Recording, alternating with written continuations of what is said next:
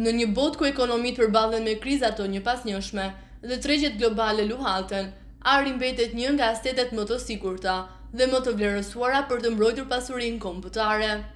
Pikërisht për këtë arsye, disa shtete kanë zgjedhur të grumbullojnë sasi të mëdha ari, duke ndërtuar rezerva që shërbejnë si mburoj në një kohë pasigurie. Në krye të kësaj listës qëndrojnë Shtetet e Bashkuara të Amerikës me më shumë se 8.000 tonë ar të depozituara kryesisht në Fort Knox. Pas këtyre vijnë Gjermania, Italia, Franca dhe Rusia, të gjitha me rezerva që kalojnë 2.000 tonë secila. Kina, një lojtar gjithnjë më i rëndësishëm në arenën ekonomike botërore, po rrit me ritme të shpejta rezervat e saj, duke parë arin si një mënyrë për të reduktuar varësinë nga dollari amerikan.